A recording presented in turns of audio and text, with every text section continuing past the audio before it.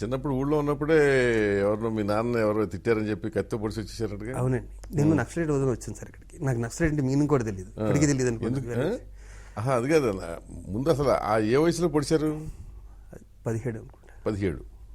Case అవ్వలేదా? అంత పెద్ద ఊరు కాదు కదా సార్, చిన్న ఊరు కదా, సర్దుబాటు చేశారు. అప్పుడప్పుడు ఏదో ఏర్పాటు చేస్తుంటాను పోలీస్ స్టేషన్. పాలకొల్లు అతన్ని అతను పొడిచారా? ఇంట్లో కత్తి తీసుకెళ్ళండి, ఇంట్లో కత్తి తీసుకెళ్ళి కూరగాయలకు వచ్చా తెలియతనం సార్. అదే తెలియదు, బాధేస్తుంది, మీరు అడుగుతుంటే బాధేస్తుంది తప్పితే ఇప్పుడు అది తెలియతనం అనేది ఏదో చిన్న హీరోయిజం అనిపించుకుందాం ఊర్లో అని తప్పితే. మీ నాన్న ఏమన్నారు అప్పుడు? మా నాన్న సపోర్ట్ చేశారు, మా మంచి కొడుకు బాగా చేశాడు. వెంటనే హైదరాబాద్ వచ్చేసారా? వెంటనే అక్కడి నుంచి దాని తర్వాత ఇంకా మనం ఎవడో మనం వెళ్తే తలుపేసేసుకునే స్థితిలో ఉన్నారు అందరు. రోడ్డు మీద నడుస్తుంటే టప్ప టప్ప. చదువు లేదు సార్ మెయిన్. 10th అయిపోయింది చదువు. 10th అమ్మా 10th పాస్ అయ్యానండి. 10th పాస్ అయ్యారా? 10th పాస్ అయ్యాను. 10th పాస్ అయ్యాను. +1 +2 డిఎన్ఆర్ కాలేజ్ అండి. ఇంకా డిఎన్ఆర్ కాలేజ్ అంటే మాదేనండి అది. ఇంకా అక్కడ ఏముంటుంది చదువు, ఎప్పుడు గ్రౌండ్లోనే ఉండేవాడు మ్యాక్సిమం. ఓకే. అలా మెల్లిగా సినిమా ఎక్కడ డబ్బులు ఈజీగా సంపాదించవచ్చు అంటే ఇది ఒకటి కనిపించిందండి. ఎక్కడో ఎవరినో ఏదో నాకు గన్స్ పిచ్చి, గన్ను భుజాన్ని వేసుకుని అడవిలో తిరగటం అది ఎందుకు ఫ్యాషన్ నాకు. అప్పుడే సినిమాలు చూసా, అప్పట్లో కొద్దిగా కమ్యూనిస్ట్ ఓరియంటెడ్ సినిమాలు ఎక్కువ వచ్చాయిగా, అందుకనే. నేను RSS లో ఉండేవాడిని సార్ బాగాను. ఎక్కడ? RSS బాగానండి. RSS కి అసలు నక్సలైట్ సంబంధం లేదండి, అసలు సంబంధం లేదు. ఉత్తర దక్షిణ RSS లో కూడా ఎందుకంటే వాళ్ళు బిస్కెట్లు అయ్యి ఇచ్చేవారండి మొత్తానికి. ఓకే, అందుకే వెళ్ళిపోయాడు. NCC కూడా అందుకనే ఉన్నాను. NCC ఒకటి ఉండేదండి, అది కూడా బిస్కెట్లు అయ్యో ఇచ్చేవారండి వాళ్ళు. అంతే, ఆ భావాలకి కాదండి. ఇక్కడ ఎందుకంటే నేను పర్సనల్ గన్స్ పిచ్చోడిని. నేను బయట ఎవడిస్తాను నాకు గన్ను, అక్కడ ఉంటాయని ఫీలింగ్. ఆ 18-19 ఏళ్ళ వయసు అని చాలా ఇప్పుడు ఇట్లో పడి కూడా వాళ్ళే పడుతుంటారు. డేంజరస్. ఆ ఏరియాలో ఎన్ని స్టెప్లు వేయాలో రాంగ్ స్టెప్లు అన్ని వేస్తానండి. అన్ని వేశారు. ఇలాంటి దొంగతనాలు, ఇంట్లో డబ్బులు దొబ్బేటాలు, పుస్తకాలు పక్కోడు బాగా ఎవడ బాగా చదువుతాడు ఆడు పుస్తకాలు దొబ్బేసి అమ్మేయటాలు, వాలీబాల్ చిచ్చి మళ్ళీ అది లేదండి.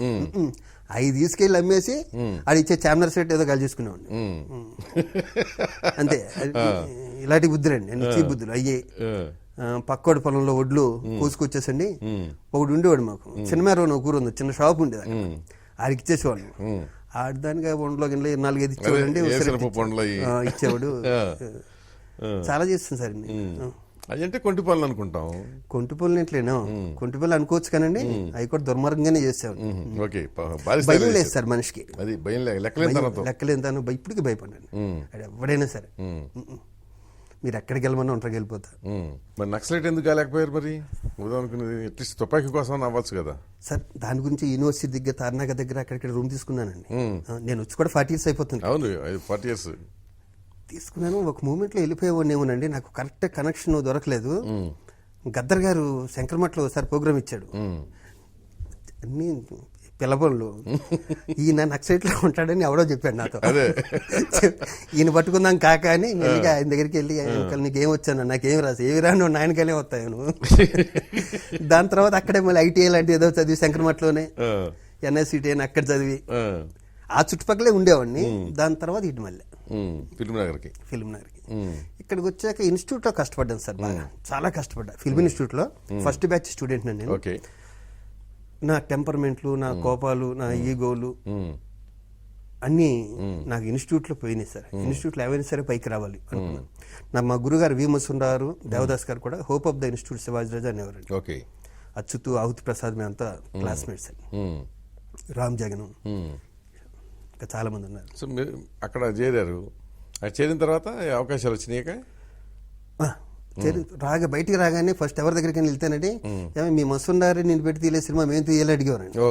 కొన్నాళ్ళు అది కూడా ఆ మాటలు కూడా పడ్డాం కొన్నాళ్ళు. తర్వాత ఇన్స్టిట్యూట్ పేరు చెప్పుకోకుండా మెల్లిగా చిన్న చిన్న వేషాలు అలా ఇలా చేసి నేను వెంటనే హీరో అయిపోయాను కళ్ళు అన్న సినిమాకి, గంభీరావు గారిది ఫస్ట్ పిక్చర్. దాని తర్వాత నాకు ఎప్పుడు పెద్ద కష్టం అనిపించలేదు. మధ్యలో యాక్సిడెంట్ అయింది కదండి, అంత చాలా బిజీ నేను. యాక్సిడెంట్ అయ్యాక ఇంకా సినిమాలకి నేనే కొన్నాళ్ళు దూరంగా ఉన్నానండి, స్టామినా సరిపోక. ఇంకా ఓన్ టీవీ ప్రొడక్షన్ పెట్టి ఒక 10 సీరియల్స్ తీశాను. నేను తీసిన ప్రతి సీరియల్కి నంది అవార్డు వచ్చింది. ఈ ప్రాసెస్ లో ఏ. బాగా కష్టపడి ఉండాలిగా మీరు, ఎందుకంటే ఇన్కమ్ లేదు. కష్టపడ్డాను. ఉమ్, అని నేనే కదండి, చిరంజీవి గారి దగ్గర ఎవరైనా కష్టపడవలసిందండి ఇక్కడ. ఇది బాగా interest. పస్తులు కూడా ఉన్నారా? ఎందుకంటే బాగా బ్యాక్గ్రౌండ్ బాగా చదువుకున్న వాళ్ళు తక్కువ ఉంటారు సార్ అప్పుడు నేను వచ్చినప్పుడు. అదే పస్తులు ఉన్నారా? ఉన్నా అప్పుడప్పుడు మరీ ఎక్కువ లేను కానీ అప్పుడప్పుడు నా దగ్గర వ్యవహారం ఎలా ఉంటుందంటేనండి, ఒక మహాలక్ష్మి పాండ్య బజార్లో మహాలక్ష్మి మెస్ అని ఒకటి ఉండేది. ఆ మెస్లో నెలకు సరిపడి టికెట్స్ కూపన్లు. ఇస్తాడు, కూపన్లు ఇస్తాడండి. ఏ రోజుకి ఆ రోజు కూపన్ వెళ్ళి ఇచ్చుకోవటం తీసుకోవచ్చు. తింటాం. సండే వస్తే మాత్రం ఇంత నాన్ వెజిటేరియన్ పెడతాడు, ఇంతే పెడతాడు. అది ఒక చిన్న ముక్క. అంత టేస్ట్ అండి నేను ఇప్పుడు వరకు చూడలేదు సార్. ఎందుకంటేనండి అంతకంటే టేస్ట్ తెగ తింటాం, కానీ అది కొద్దిగా అది కనుక. కొద్దిగా పెడతాడు సార్. దాని గురించి సండే నా సర్కిల్ నా గ్యాంగ్ ఏంటంటే నా టికెట్లు 10 డేస్కి అయిపోయాయండి. ఈ కనవ 20 రోజులు బతకాలి. ఎందుకని 10 days కి ఫ్రెండ్స్ అండి, ఫ్రెండ్స్ కూడా పెట్టేశారు. ఫ్రెండ్స్ లేకపోతే బతకలేదు సార్, చచ్చిపోతాను నేను. ఓ ఓకే. ఫ్రెండ్స్ అండి మెయిన్. మొదటి నుంచి నన్ను ఇక్కడ చదివించిన దగ్గర నుంచి అందరూ ఫ్రెండ్సే. అప్పుడు మరి మీ ఫాదర్ ఏమైనా సపోర్ట్ చేయలేదు? ఏం లేదండి, మా ఫాదర్ మదర్ నేను చాలా చిన్న వయసులో వచ్చానండి. ఫాదర్ మదర్ నేను ఆర్టిస్ట్గా కొంచెం బాగున్నాక ఫాదర్ వాళ్ళు వచ్చారు తప్పాను, మదర్ వాళ్ళు వచ్చారు తప్ప నన్ను ఎప్పుడు వాళ్ళు వద్దు ఇండస్ట్రీకి వెళ్ళొద్దు అనలేదు, వెళ్ళమని కూడా చెప్పలేదు. ఓకే. ఈ టికెట్లు అయిపోయాకనండి నాకు రఘుబాబు ఫ్రెండ్ అండి. రఘుబాబు గిరిబాబు గారు డేట్లు చూసేవాడు, వాళ్ళ అబ్బాయి. బాగా నేనంటే చాలా ఇష్టం వాడికి. అర్ధరాత్రి 1 గంటకి వెళ్ళిన మా అమ్మ రఘుబాబు వాళ్ళు మదర్ భోజనం పెట్టేది. అలాగే సాయి కుమార్ వాళ్ళ ఇంటికి, విజయ్ శర్మ గారి ఇంటికి. ఈ రెండిళ్ళతో నాకు బాగా నేనంటే బాగా ఇష్టం వాళ్ళకి. ఎప్పుడు కలిసినప్పుడు అక్కడ భోజనం చేసేవాడిని. ఓకే. ఇంకా మొహమాట వేస్తే నిన్నే తిన్నాం కదా ఇవాళ ఏం తింటాం అనుకుంటే ఎవడన్నా కోపం ఇస్తే వెళ్ళేవాడిని, లేకపోతే ఎవరితో చెప్పేవాడు కదా. అప్పుడు పస్తుగా అంతే. అది కూడా ఎక్కువ సార్లు రాలేదు సార్. ఒకసారి వర్షం వచ్చినప్పుడు మాత్రం 4 రోజులు భోంచేలేదండి. 4 రోజులు? పాండ్య బజార్లోను మేము పొంగ మనుషులు ఉండేవాళ్ళు, బ్యాచిలర్స్ అందరూ. ఈ రేంజ్ వరకు వచ్చేసింది వర్షం. మేము బయటకు వెళ్ళడానికి కూడా బండి లేదు. అప్పుడు బాగా ఇబ్బంది పడ్డాను.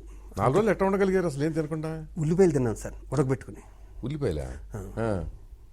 ఉన్నాయా రూమ్లో? రూమ్లో ఉన్నాయండి.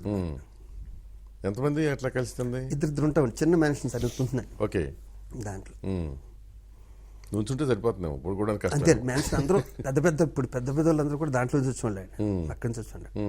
So that was worst days ఇక వర్స్ట్ డేస్ ఆ 4 రోజులు. సో ఇప్పుడు మీకు లైఫ్లో ఏంటంటే పెద్ద ట్రాజడీ ఏంటంటే ఒక యాక్సిడెంట్. అవునండి. అదే కదా మ్యాక్సిమం యాక్షన్ అదే సార్. నేను ఎంత బిజీ అంటే అండి, రోజుకు 2-3 షూటింగ్లు చేసి బ్యాంకులో 22 లక్షలు అండి. అప్పట్లో 22 లక్షలు అంటే చాలా ఎక్కువ. మాదాపూర్లో సైట్ కొందాం అనుకోండి, 22 లక్షలు పెడితే ఇంచుమించు నా హాస్పిటల్ బిల్స్, నా డ్రైవరీ కానీ నా స్టేట్ అందరూ కలిసి 22 లక్షలు అయిందండి. 23 లక్షలు ప్లాట్ఫామ్ మీదకి వచ్చారు. మొత్తం అయిపోయింది. బ్యాంక్ బ్యాలెన్స్ కారు కూడా లేదు. కార్ లేదు. ఏం చేశారు అప్పుడు? కార్ లేదు, ఫేస్ వాల్యూ పోయింది, దెబ్బతల్లి. శ్రీమిత్ర చౌదరి అండి, మన్మోహన్ చౌదరి. నేను నా కోమలో ఉన్నా.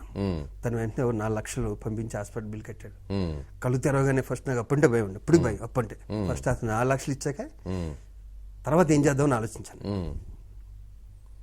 మరి తర్వాత చాలా రోజులు అవకాశాలు రాలేదుగా? అవకాశాలు వచ్చినా కూడా సార్ నా ఫిజిక్ ఏమైపోయిందంటే అండి దారుణంగా ఉందండి, అసలు ఓపిక లేదు. దారుణమైన యాక్సిడెంట్ అండి. లెఫ్ట్ సైడ్ మొత్తం కొట్టేస్తుంది కంప్లీట్. ఇదంతా మచ్చ ఉండేది. ఇప్పుడు లెఫ్ట్ సైడ్ మొత్తం అండి ఇది ఇలాగే ఇన్ని కొట్టేసరికి దానికన్నా కూడా ఇన్సెక్యూరిటీ ఫీలింగ్ వచ్చిందండి. 2 చిన్న పిల్లలు, పాప బాబు, వీళ్ళిద్దరినీ పోషించాలి, డబ్బులు లేవు, బయటికి వెళ్దామంటే కారు లేదు. అంతవరకు కారులో తిరిగి కారు లేదు, మళ్ళీ స్కూటర్లో వెళ్ళాను. ఉన్నది ఒకటే ఫ్లాట్. అసలు స్కూటర్ కూడా లేదుగా? స్కూటర్ కూడా లేదా? కొనాలంటే డబ్బులు కూడా లేవు. ఆ టైంలో మురళీకృష్ణరాజు నాకు దేవుడు సార్, మా టీవీ చైర్మన్. నువ్వు ఆపొద్దు, నువ్వు ఎలా ఉన్నా పర్లేదు, నువ్వు చెయ్యి, మూడ్స్ ఫెలమ్స్ చెయ్యి. మూడ్స్ ఫెలమ్స్ మంచి పీక్లో ఉందండి. అమృతం, మూడ్స్ ఫెలమ్స్ పీక్లో. అలాగే చేతికి ఈ కట్టెలు పెట్టుకునండి చేశారు. అలాగే చేశాను సార్.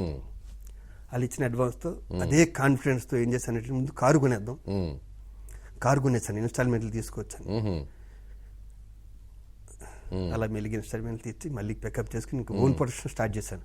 అంటే ఓన్ ప్రొడక్షన్ స్టార్ట్ చేయడానికి కారణం ఏంటంటేనండి, నేను ఎప్పుడంటే అప్పుడు వెళ్ళొచ్చు షూటింగ్, ఎప్పుడంటే అప్పుడు వచ్చేయచ్చండి, ఆ లాస్ ఎద్దు నేనే భరిస్తా అని.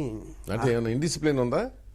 ఏదండి పర్సనల్ లైఫ్ లో ఇండిసిప్లిన్ అంటే ఎప్పుడంటే అప్పుడు వెళ్ళొచ్చు అంటే టైం ఈ యాక్సిడెంట్ కదా సార్, దానివల్ల. అయ్యో లేదండి, నా కెరీర్ లో సార్ 400 సినిమాలు చేశానండి. ఈ రోజు వరకు 1 నిమిషం లేట్గా వెళ్ళలేదు సార్. నేను అంతగా ఎంతకాలం ఉన్నా నేను గర్వంగా చెప్పుకుంటాను సార్. ఎందుకంటే ఓ మోహన్ బాబు గారు, రాజేంద్ర ప్రసాద్ కొంతమంది ఉన్నారు, వాళ్ళు లేట్కి వెళ్ళరండి వాళ్ళు. నేను అంతే సార్, నాకు వాళ్ళే ఎప్పుడు లేట్కి వెళ్ళండి. ఇప్పుడు మీ దగ్గరికి పలానా టైం అన్నాను కదండి, 10 minutes ముందే ఉంటాను. భయం సార్ నాకు, అవును, పావుగంట ముందు నా గురించి ఎవరు వెయిట్ చేస్తుంటారు. మన ఒక యూనిట్లో 100 మంది ఉంటారు కదండి, వాళ్ళు మన గురించి మాట్లాడుకుంటారు చెడ్డగా, వీడు చూడరా స్టైలు.